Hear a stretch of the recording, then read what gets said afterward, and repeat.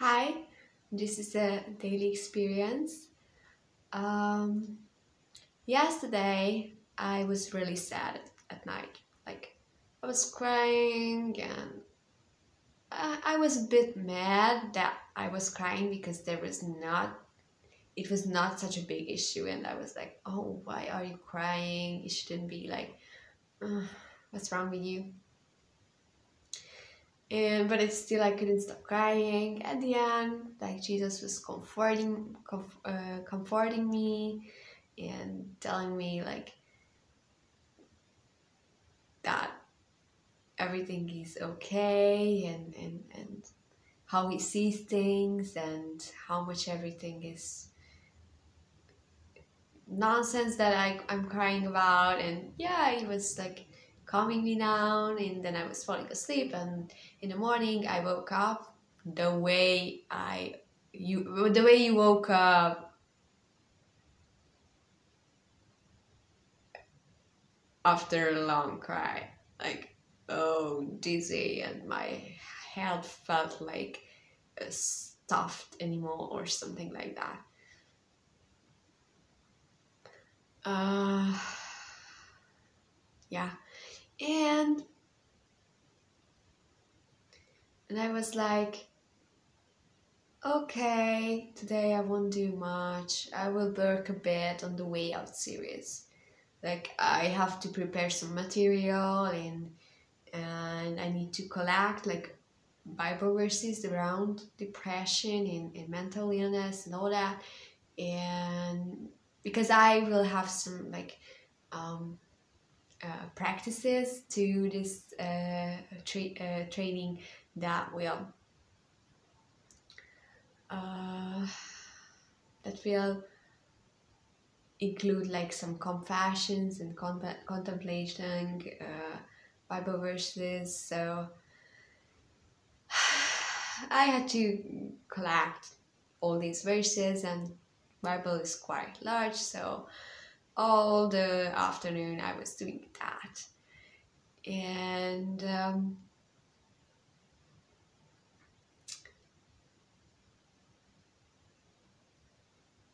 I I just didn't expect anything from this afternoon. Just a little bit of like progress in work, and there was this verse about how God writes our names on His hand, and there was an alternative translation that said,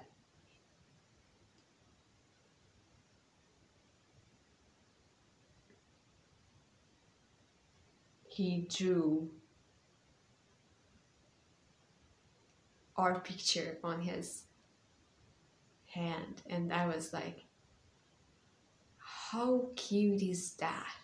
How kind is that? That He basically tattooed my picture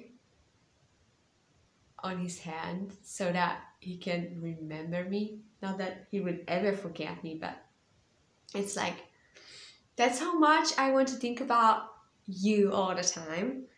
I want to write and draw your name and your face on my hand so that I get to see you all the time. I get to remember you all the time. And I can't really tell you, but I was like struck with his kindness. Like, how cute is that? Like, he loves me so much that he like has his little tattoo on his hand with my name and face, and I imagine like him like drawing it, like making it. It was so cute. Like I was just so overwhelmed. Like it was just way too much kindness for that day. And I can't really explain what happened to me. Like, yeah, I just I had this kindness overdose. And I was collecting these Bible verses in English and in Hungarian and all that, and every now and then I just had to stop what I was doing and just enjoy Jesus a bit, and just enjoy being overwhelmed. And they were like long times, just a few seconds or a song. I had some background music, and every now and then they became so alive. It was like I was doing my job, and all every now and then my spirit overtook my whole being, and I'm like, oh, I must praise. I just must worship. It was really good. And I was also like not stressed about it, like, oh, I am with the Lord, so I have to really pay attention. I was not paying attention at all. I was just doing my work, and I wasn't even paying enough attention to like, oh, how long I should stay in the worship mode before I go back to work. Like, it was just happening like without consideration, without thought, without anything. And as soon as I was able to, I continued working. Like, and when I was really overwhelmed and I was really like into singing and I had to find another song and all that, I just did it. And this writing the name on the hand, it's a pop song in Hungary, written by a Hungarian artist. So I was like, I had to find that song, and then I was overwhelmed that, oh, it's the gospel. And of course, love songs are all about the gospel. That's my perspective on them. So, actually, the name of the song is Eden. And in the chorus it says, I make a big signature of your name on my hand. Yeah, it was just like this verse. And I was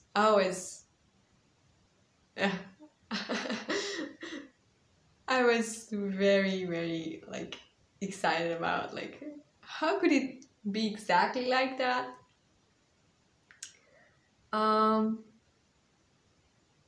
So every now and then I really felt like worshiping, and it just, wow, I had to join the background noise, which was like YouTube playing random battle / pop songs, whatever YouTube wanted. Like, I was working, so I didn't pay much attention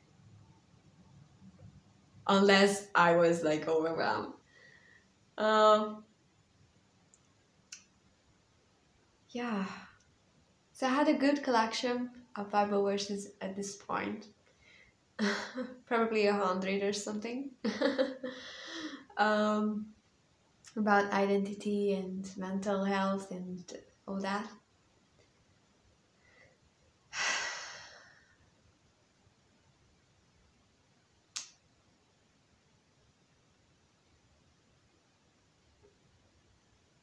And there was a point when I just felt like Jesus was so close. His hand was on my lap, and I was just putting my head on his head and just whispering some nice things to each other. And yeah, that was really good. What was really interesting about this afternoon is that I felt like I was doing nothing. I was just resting the whole day, and I also felt like I was working the whole day, and I also felt like I was meditating and contemplating the whole day. And at the same time, like, I was always like, oh, I don't want to do things to like miss out on the presence. And I try to make my life as spacious for God as possible, and I'm all about that. Like all about living the lifestyle that has time and space for God. But I'm also like, I wanted to become a hermit, and then God said no, and then I was like, do you want me to enjoy you less? Like that's what you want? Like it doesn't make sense for me. And then I moved back to the city and I do a lot of things. And sometimes, many times, it distracts my attention from the Lord. It happens. Um, it was so good to see today that actually God is multi-dimensional, and it's not about the balance, like how to balance things out. It's about there are layers of dimensions on each other and they are happening at the same time. And he knows how to do that thing. Sometimes when I ask God like what I should do and things like that, he just tells me so many things, like so many ideas. Like, do you want me to do all of that? Like I need like 100 lifetimes or something. And he's like, oh no, I'm not. That's not why I'm saying those things. Like, you can do this year, next year, whenever you want.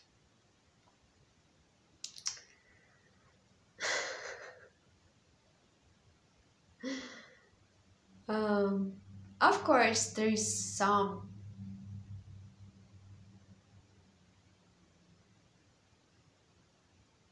times when he just instructs you like, wow.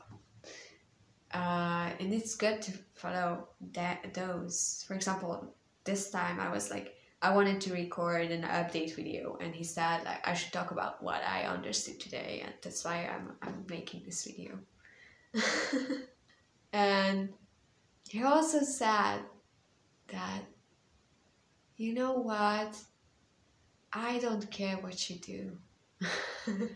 And not because I'm not interested in your life and in your decision. It's that it doesn't interfere with my plans. You can choose what you want, just be with me. Like, if you are with me, it's okay for me. Like, I will support your choice as if I had commanded it. Like, you can choose. Like, you can become a dancer or anthropologist if you want. I'm gonna be 100% next to you and with you.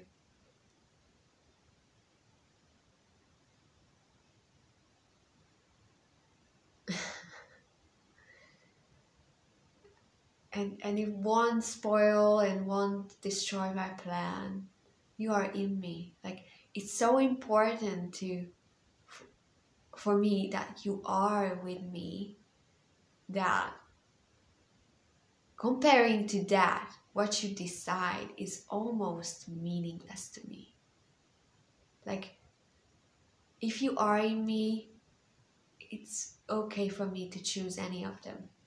And if you are not with me, if you are not in me, then it doesn't really matter what you choose either.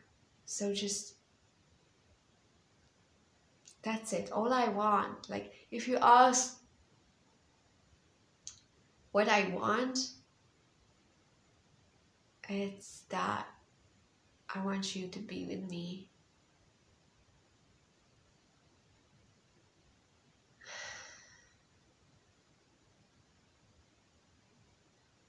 I was so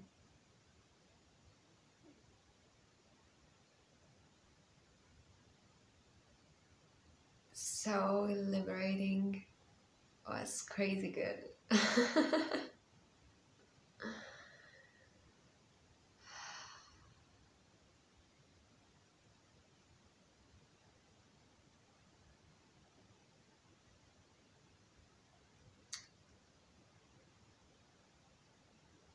Many times we want his instructions,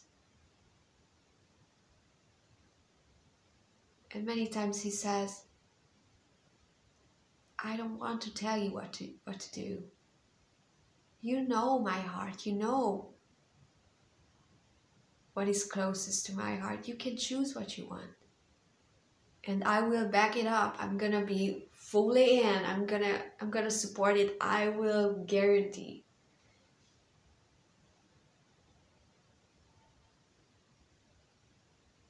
I just want you to be with me and then go wherever you want to go.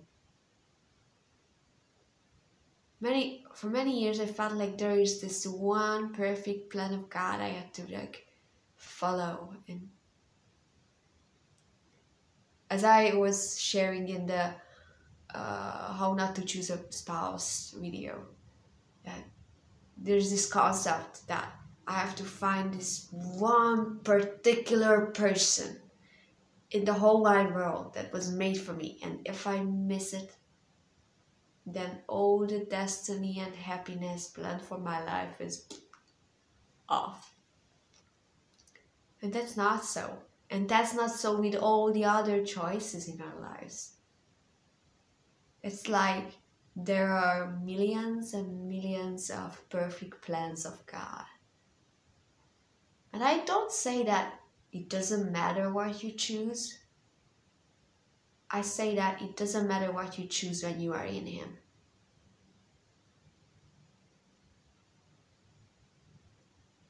And I was like, I'm totally surrendered. Like, I will do whatever you want me to do. Like, I ask you about everything. And He's like, I'm not into that.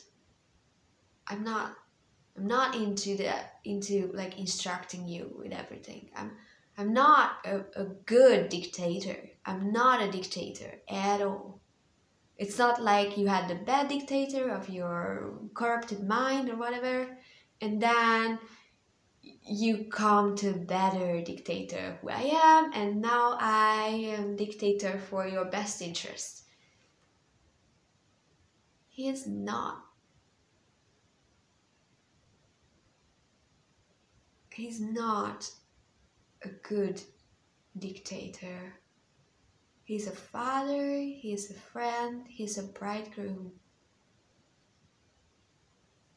And it's funny how much good we think God to be than we are ourselves. Like, if my roommate asked me to have the shooting a day later, I'm like, okay, then I can rearrange things. And we think that God doesn't love us enough to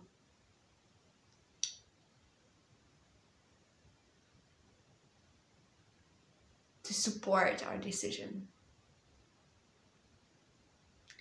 And nowadays I'm struck with this realization how humble God is. Like, we say that, okay, we obey His word and we obey what He says, and we are surrendered and humble and all that. Only He knows what humility means. Like, He surrenders to our will like all the time. Like, that's what He does every second. You make a decision, good or bad, and He's backing it up. Your breathing doesn't stop when you choose something bad. And not just in that sense, He's always 100% behind our decisions, even behind the worst ones. Of course, if you become a serial killer, he can be less in it than in some other choices, but he will be in it as much as possible and with you as much as possible, even in that. And of course, if you surrendered everything, It's like, oh, you passed the test. You said you will do anything I want. Actually, all I want is you to be with me, and I don't care what you do. You can become a scientist and go to Tesla or whatever you want.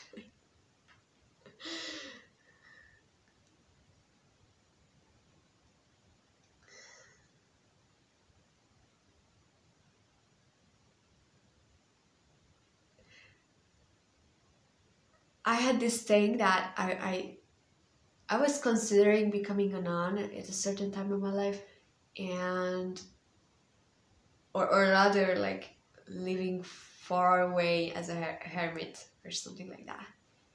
And God just changed things in my life.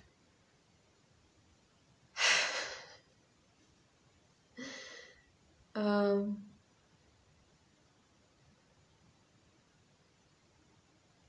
it's crazy to see that.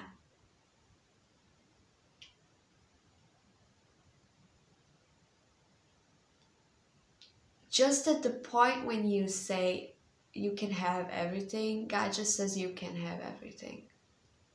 It seems like it's a test, but it isn't. It's just like you tap into the promised land, the land of yes and amen. Like there is this narrow road, like among the many no's, among the many don'ts, there's this narrow road and you try to find it. And then he shows the promised land, the land of yes and amen.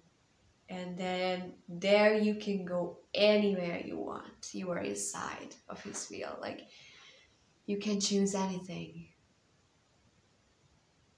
And he, in some sense, wants us to like grow up and like, oh yeah, you can make your decision and I'm gonna be behind it. I'm gonna be behind it and support it. Is it like doesn't matter? Is it like it doesn't matter to you? And he's like, oh yeah, in some sense it doesn't. Like you being in me is so incredibly, amazingly more important to me than what you do in being with me, then I kind of allow you to do whatever you want. And of course, there are times when God is telling you like, oh, you shouldn't go there, you don't understand it now, but you will find out later, just don't do it, please. There are times like that, but as a Christian, we assume that in some mystical way, all the things have an eternal result. And if I eat like this instead of that, or if I choose this profession instead of that, like it is definitely either in or outside of the will of God. And it's like, no, it can be.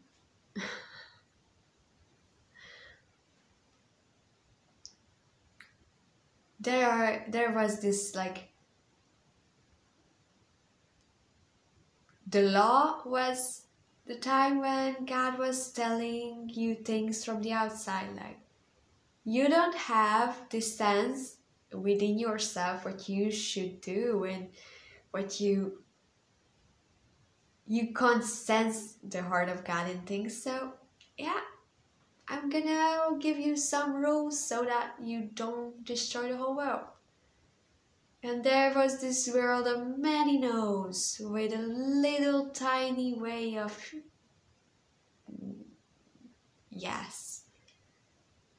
And now, in the New Testament, we are in the land of the living. He came to give us life and life to the full. He doesn't have slavery in his mind, and he doesn't even want to be a good dictator.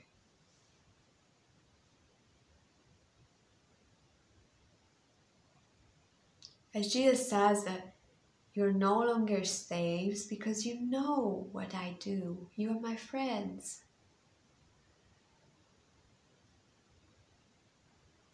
we had been brought into his land, into his glorious light. And yeah, it's like there is much freedom there. We thought like, oh, when I'm gonna be really spiritual, I'm gonna hear God about whether I should drink water or not. Like, and he's like, oh no, when you experience that my whole land is yours, you can go anywhere. And I want you to be free for that. Like, I want you to enjoy that freedom. Like, that's why I created you. I didn't create you for the land of eternal no's, except the tiny narrow road. I created you for the land of the living, the way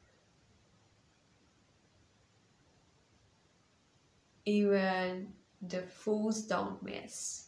I am the way, as Jesus said. Like, there is the way of living in Him,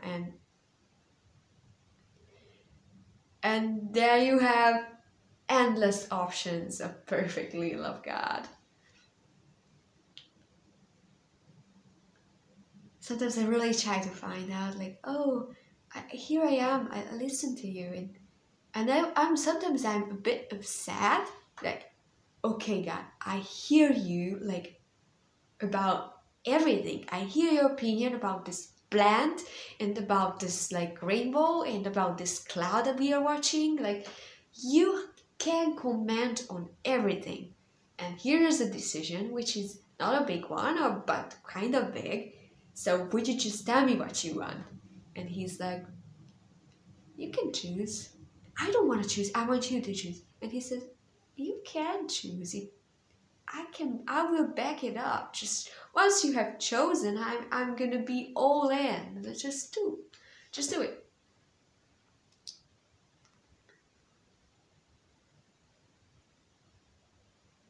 It matters so much more to be in Him than following instructions. It is unexplainable. And that's what he tries to make me realize, that you don't even know the difference. You have no clue. As long as you are in me, you can do whatever you want.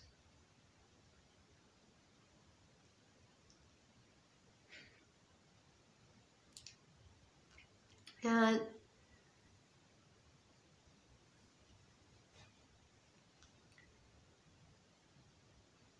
he acts like a very liberal teacher from a Scandinavian school system with me. Like, oh, you can mess it up. Whatever you want, whatever you feel like.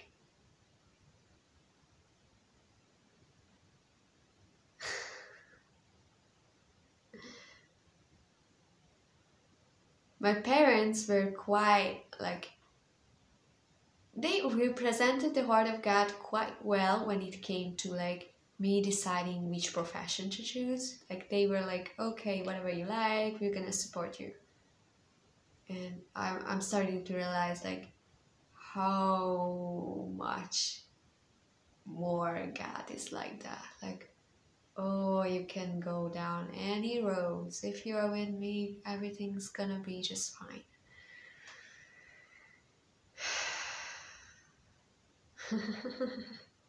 Wow. It's unexplainable, unimaginable how much freedom you have in Him. Like, yeah, when real freedom is when you are free to do what you should do. And it's true in some sense, but we think like this, we will be free to do this tiny little thing, to go down on this tiny little narrow road, surrounded by the countless seas of no's. And he is like, here you have the land of the living. I have been brought you. You have been brought to my land of marvelous light, and here you can have anything.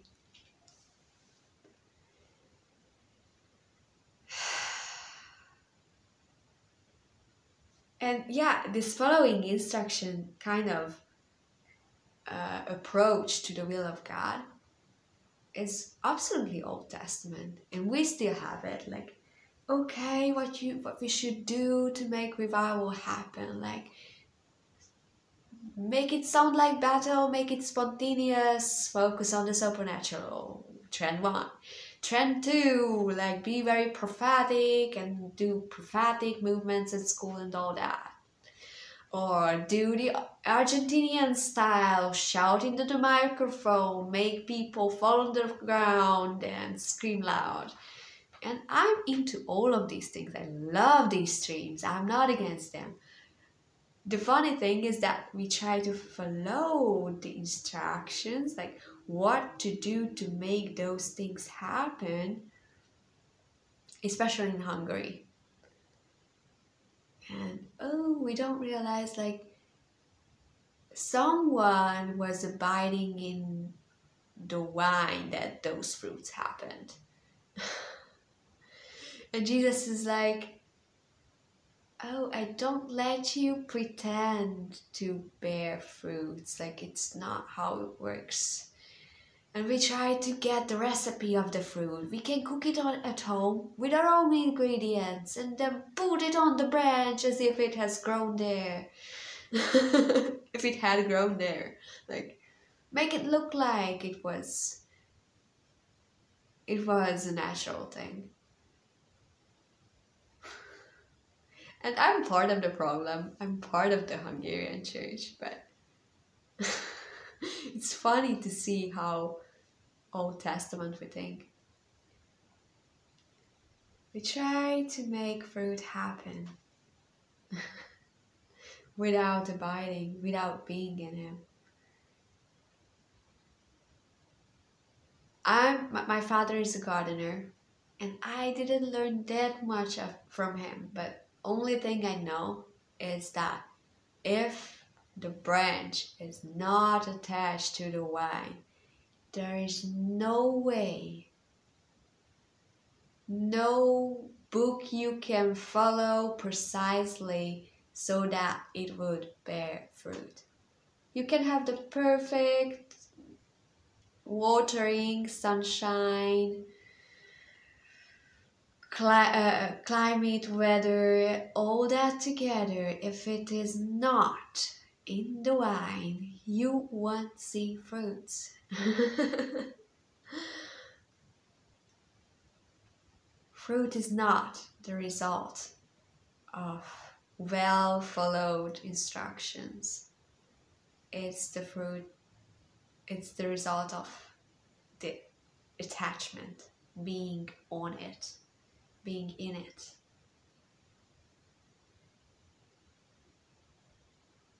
Yeah, the will of God is not something He instructs. The will of God is a place in Him. Abiding in Him, being on the vine is the place of God's will, and from that place you can go anywhere you want. Like, it doesn't really matter, like, whether the vine bears fruit like 2 weeks later, 2 grapes or a bunch of grapes, red or green or whatever.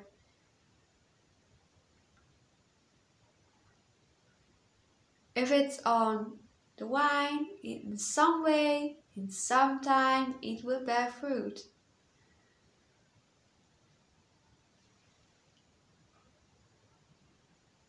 If we focus on being in Him and like enjoy it, experience it, then we are right in the middle of His will. and in the land of countless yeses. And we can enjoy the friendship of God where we know what He does. And we can go anywhere. We can try anything in the house of God. The whole house is ours.